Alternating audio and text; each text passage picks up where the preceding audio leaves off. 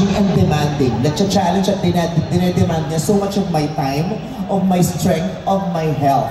So, kahit ang daming privileges, opportunities na dumarating sa buhay ko, sa trabaho ko, sa karera ko, kung hindi ako physically fit, kung hindi ko kayang humarap sa mga hamon ng trabaho ko, hindi ko magagawa at ma-achieve pati yung mga marami ko pang mga pinapangarap na mapagtagumpayan sa buhay.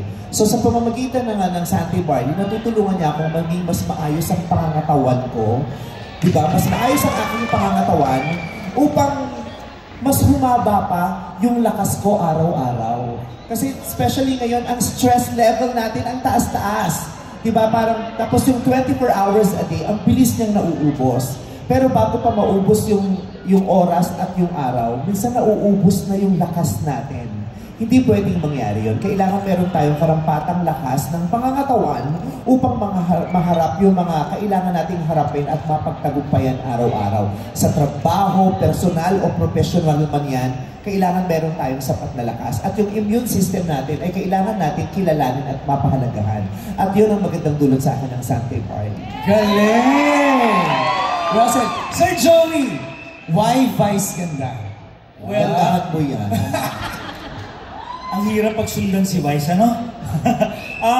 Well, from day one, everyone knows Vice Ganda. Pero nung nagkita kami ni Vice at kwentuhan kami, doon ko na-realize that there's something in Vice na I know magiging inspiration to all our business owners. Timing lang talaga yung movie, The Breadwinner, di ba? Pero what we are here for is really inspiring our business owners, we call them our business owners, inspiring them, people from ordinary background and now living an extraordinary life.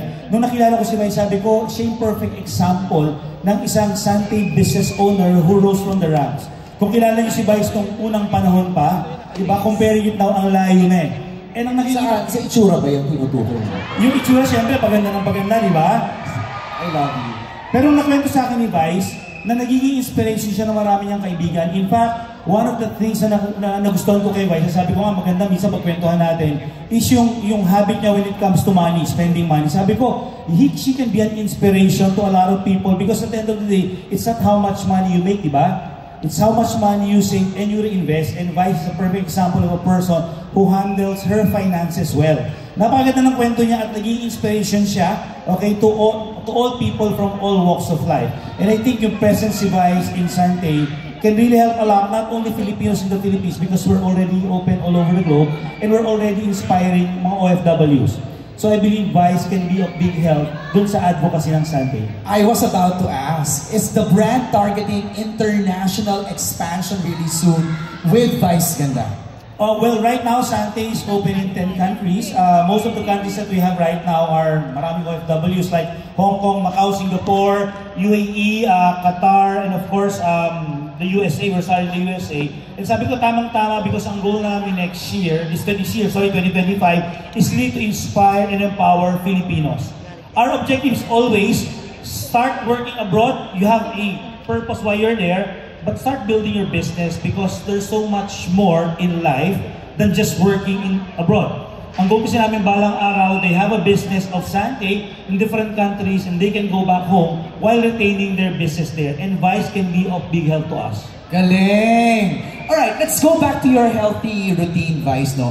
Kanina you touched on it already. Pero paano yung nagsimula ang umaga ni Vice with Sante? Parang, sabi mo, hindi ka nag-breakfast, no? So yun na yung parang ini-intake mo before leaving the house and going to showtime. Alam mo, isa pang magandang effect sa akin, pag mula nung nag-take talaga ako ng Sante Barley, natulungan niya ako sa problema ko sa constipation.